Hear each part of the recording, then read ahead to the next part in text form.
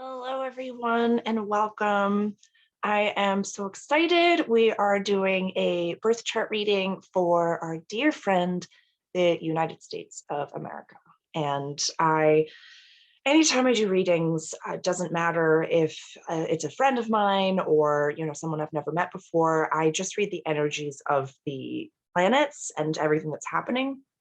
I don't I'm going to just pretend that this is a friend of mine and that we're chatting over coffee. And so I also really appreciate and love the fact that when it comes to astrology and when it comes to these energies and when it comes to multidimensionality, for everyone that's inside of the United States, not like we have to identify exactly with this information or with these vibrations, but this is a feeling. This is a deeper inherent feeling of what we're going through. This is, the birth chart for the United States, July 4th, 1776. I think it's 510. I'll share the screen in a moment and we'll look over it together.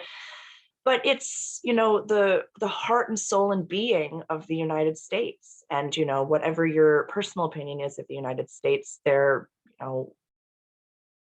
is some really great things about that moment and that day and, the soul of the United States and the pride and joy of the United States and what it means to be an American. There's something beautiful to it. I think of the Stand By Me kid, no, pardon me, the Sandlot, where it's just like these freaking, yes, we could do this.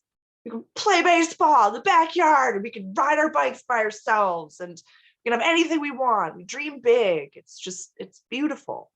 It's beautiful. So I am going to be just reading the natal chart first for the United States, and we'll just go through the planets and where they are in their houses. And then I'm going to transition and discuss the transits, the transiting planets. And I'm going to put it on my own board that I've put together. So let's start with the birth chart. Let me share my screen and get to it. Hold, please. Here we are. So what we're looking at here is the birth chart for the United States. We've got Philadelphia, Pennsylvania, July 4th, 1776 at 5:10 p.m., 1710. So this might look a lot like hieroglyphics for now, but we're going to talk about a few specific things. We're going to go slowly. Let's just say we're going to go slowly. So the symbols that we're going to look at first are the sun, the moon, and the ascendant sign. So what do we think is the sun? It's this one right here. The moon, a lot easier to identify. And the ascendant sign is the rising. It's the beginning of the first house. This is the mask that we wear, but also the lessons that we're here to learn. So let me go down here. Let me show you. We've got our sun in Aquarius, in Cancer, moon in Aquarius, and our ascendant is in Sagittarius. So our sun sign being in Cancer, we can be a little bit emotional. We can be a little bit, house and home means everything to us. Safety means everything to us. Cancerians are run by the moon. They are the crab. So if you think of, we have a hard exterior shell and we really like to feel safe inside, but the second somebody comes for us and our families, we're like, fuck you, I'm gonna come after you. So that's the identity, that's the ego of dear US of A. And that is also, that is also like it can be, Cancerians are so loving and so passionate and so, they'll give you the shirt off their back. But the second you come for them, the second you cross them, you are cut. You are cut. Like I have a Scorpio ascendant, but Cancerian vibe, they will take certain things to the grave. So that's super cool. Our moon sign down here in Aquarius, what do we know about the Aquarian vibe? So this is our moon is our intuition. Our moon is our, our what we know in our bones to be true. What we know in our bones. We might not say it, but we know in our bones to be true. So our moon is the yin, it's the mothering side of things. And so the moon in Aquarius is like our intuition wants everybody to have equal, the Aquarians are the aliens of the zodiac. We're in Aquarius season right now. So it's like everybody needs to be paid and treated appropriately. Absolutely no top down. Absolutely not. None of that shit. Like, is everybody good? That's what it should be. So there's an underlying vibe on this chart that says, and it's in the third house of communications. This is like, we want to articulate, like everybody gets a fair share. Like this goes back to me, to the American dream of like, if you work hard and if you are a good person and if you hustle, you will make it. You will do it. But the rising in Sagittarius, that mutable fire is like, actually, no, fuck off. Actually, fuck off. No, nah, none of that. None of that was true. It's just the Sag coming out. So the Sagittarian vibe, if you have a Sag friend, they are the party. They are the life of the party. They're ready to go. Let's go. Let's take a flight. Let's take a bus. Let's do this. Let's go to 5 different places. Let's have a grand old time. Go fuck off. You want to date? I don't even know what you're talking about. I got like 6 basic pictures behind me that I love, that I'm dating. Like it's so amazing and all over the place. But my Aries loves a good Sag because I'll be like, hey, you want to set this building on fire? They're like, it's already doused in gasoline, girl. Let's go do it. Like, could be dangerous. The Sag can be a force to be reckoned with. And I find that this is interesting that there's really not many other planets over here to say like, maybe when we crash, we might need some help. Who knows? Who knows? All right, so we're going to breeze through this. Let's see. Our Mercury, this little R means retrograde. So when we were born in the US, Mercury was retrograde in Cancer. And see, like, lots of Cancer vibes, lots of Cancer vibes. So Cancer, we know, we just discussed, is going to be the family-based, safety is key, run by the moon. Mercury, what do we know? It's our individual Hermes, our, connection to our, like, connection to communication and how we receive our messages. So with Mercury being retrograde when sweet US was born, there might be some misinterpretations of things that happen, misinterpretations of, wait, are you trying to take my safety away? Fuck you, I don't like you. Like, we need to calm down. We need to calm down and take a breath and just really like listen more than speak. And this is in our 8th house of death, transformation, shared possessions. So sometimes we can misinterpret a little bit of like healthy communication about shared possessions, and maybe we can just not articulate ourselves appropriately when need be. The sun is in Cancer right here in the 7th house. I don't know if we can see it, but sun is here, and then the 8th house starts here. So the last degree of the 7th house. So the 7th house, I know I'm throwing tons of information at you. Eventually this will all make sense, but I'm just trying to give as much as I possibly can. The sun in the 7th house, 7th house is relationships, seeing God in another, or, the profound beings in our lives, the important people. It doesn't have to be just a partner, but, our closest relationships. So for our sun to be in that house, we really identify with our partnerships. We really identify and feel good and safe knowing that we have, the right people around us. We feel good about that. We feel like our community is very important to us. And it's at the last degree of the sign. See, it's right before it went into the 8th house. So we chose as a collective to have our identity and our ego be about our relationships and not so much about our shared possessions, but the people that we are about. The 8th house is the house itself. The 7th house is about the people. So that's kind of cool. But our Mercury is in that 8th house of those shared possessions. So we definitely need to learn how to healthily communicate about our shared possessions. Our Venus is also in Cancer. So that is going to be this one right here in our 7th house. So Venus being in Cancer, we really like it when we feel safe. We really love it when we're at home with our favorite people, surrounded by our favorite blankies, and just all cuddled up. Like our land and our, like, how do I say? Not the land so much, but there's something, it's like the people themselves. I'm just getting like this visual of like the people in your life standing around you, and that is like your home. Like that feels like your home. Like a circle of the closest people around you. That's the visual that I'm getting right now. Just standing like shoulder to shoulder around you. And for the US, that would be more important than any house built by wood or brick would make. That's how I see that. Let's continue. Mars is in Gemini, so the way that we assert ourselves is going to be very quick thinking, intellectual. We want to know it all, and that's how we're aggressive.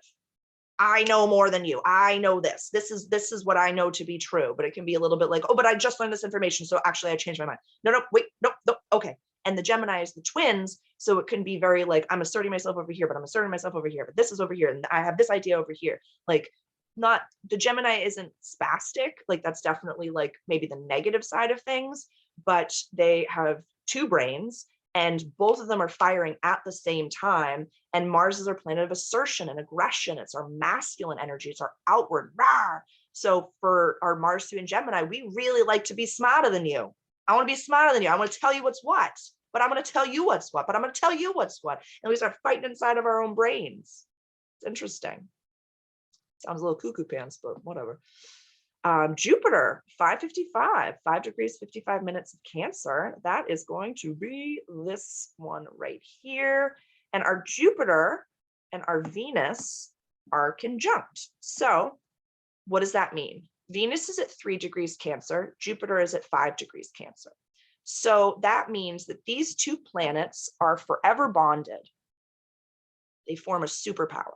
So it's like a Jupiter Venus superpower in Cancer.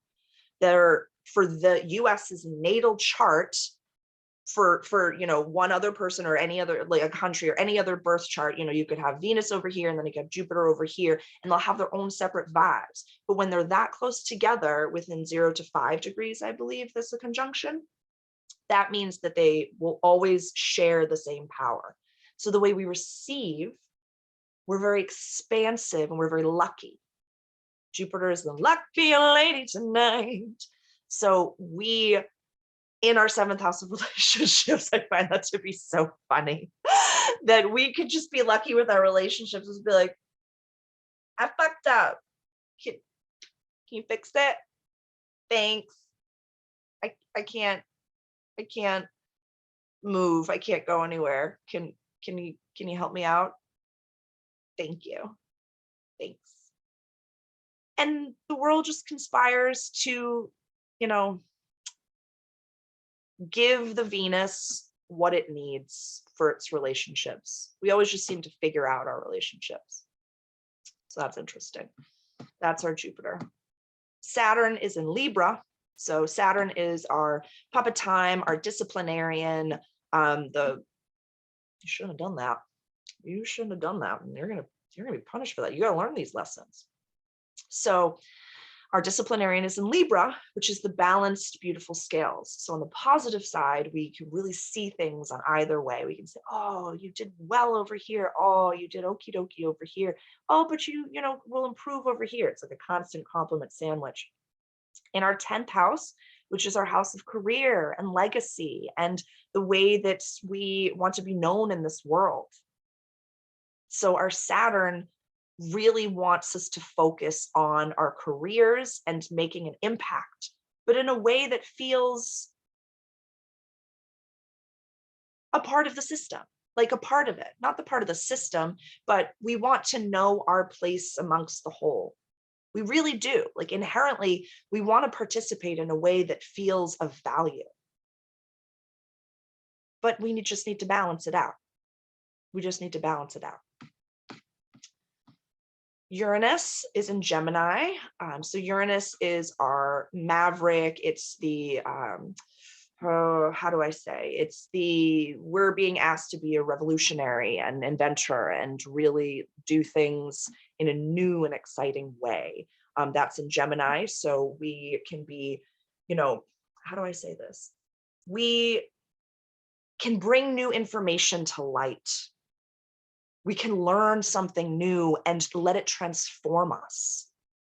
This is in our 6th house of health and practical service and daily life. So we can really transform our daily life.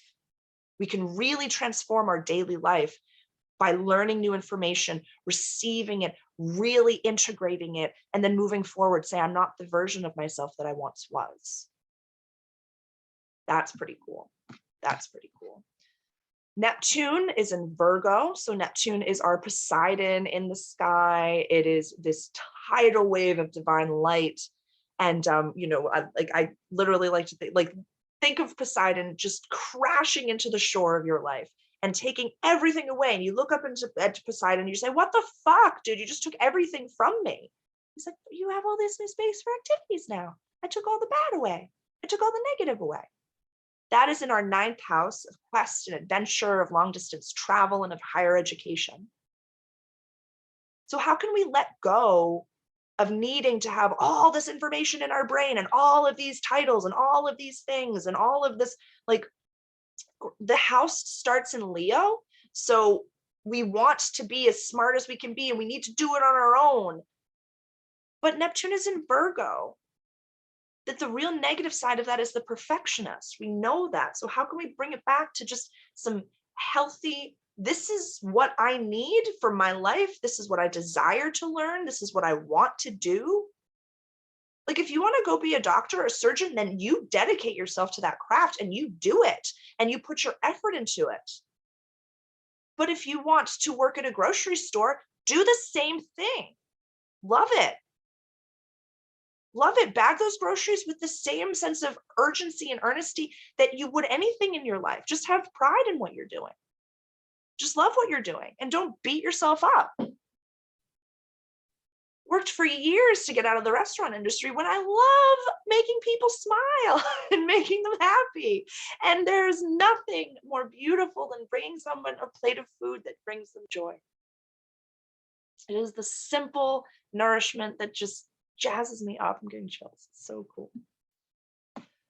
So now the big guy, Pluto in Capricorn, right over here in our 2nd house of pentacles, of money, of possessions, of access to resources. When we're moving, it's what we put into the boxes that we identify with. That's our deepest transformation in this world.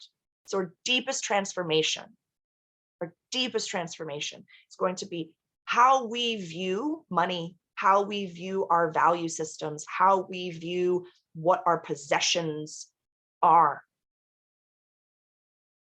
If we don't have our house, if we don't have our home, if we don't have our safety, if we don't have the people around us, if we don't have any of that, if we don't have our title, if we don't have our job, if you don't have your intellect, who are you? Do you love yourself?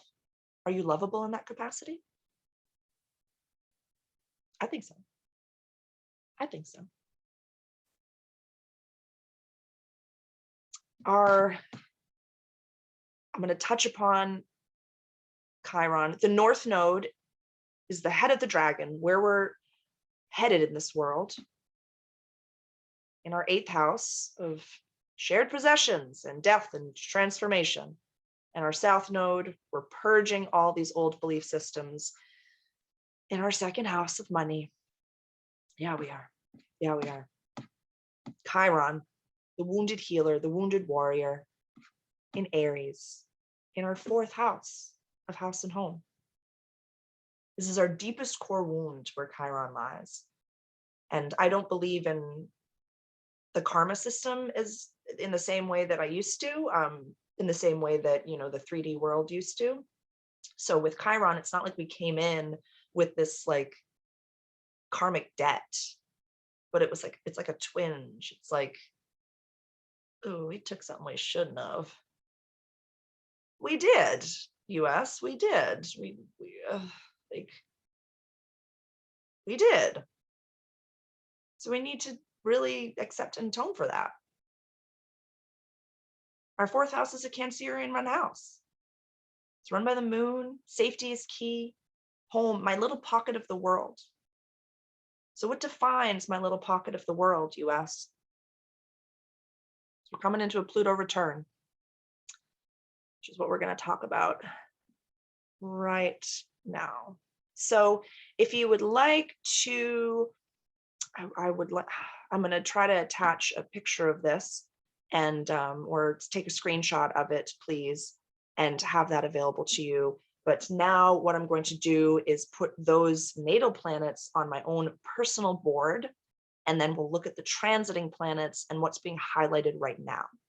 Because like I've referenced a few times, the US is going to be having their Pluto return, which is not something that happens to human beings because Pluto takes a long time to transit the entirety of the chart. So I'm going to stop this video and we are going to dive into the transiting planets now. See you soon.